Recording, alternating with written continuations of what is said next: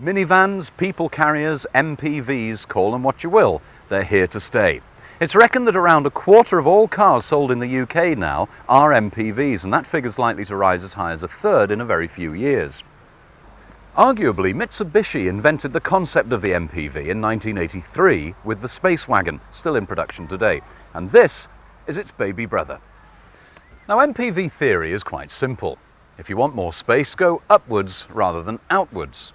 Does it give a lot more room? The short answer is yes, it does. We'll talk more about that later. First of all, let's see how it drives.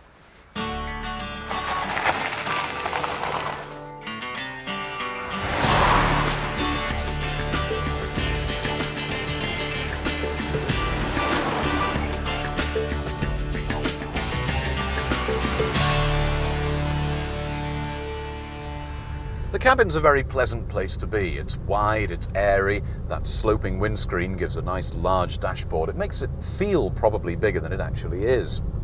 The suspension, as you might expect, is set up for comfort, so it's fairly soft without being soggy. The brakes are good and sharp. There's ABS on all except the base model. It's the usual setup, discs at the front and drums at the rear. As a place to be and as a driver's car, it's pretty quiet. It's good on the motorway. Cruises very happily at 75, and by the way, it's at 70-75 that it's its most economical too. The steering's nothing special, it's reasonable and it's power assisted, but the big letdown for me, I'm afraid, is that there's no air conditioning until you get to the very top of the model range.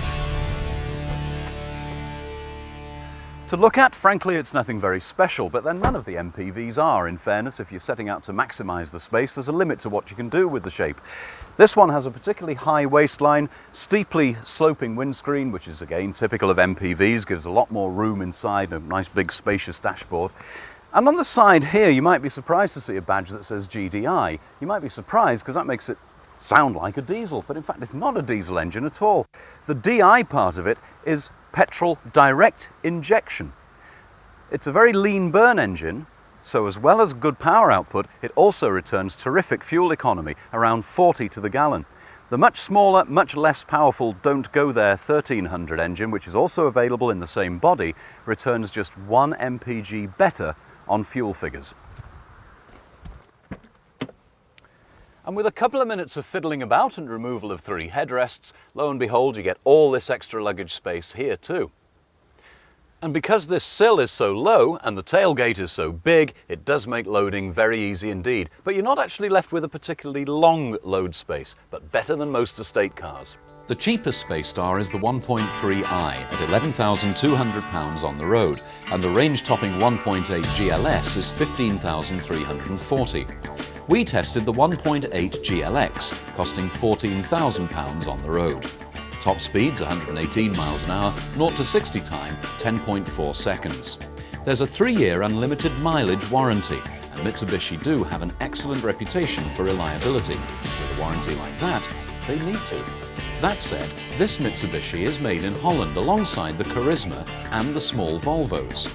And frankly, the build quality is not as good as a Japanese Mitsubishi. If mini MPVs are indeed to be the next big thing, then I reckon this one makes sense. It should hold its value well, and that tremendous warranty will certainly help there. Is it a real MPV? Well, in fairness to Mitsubishi, they don't say it is. They call it a high-roof hatchback. And for sure, it makes a good alternative to a conventional estate car or a large hatch. Loads of room for family and for luggage, and with those tremendous fuel consumption figures, maybe you shouldn't feel too guilty about taking this one solo on the commuter run.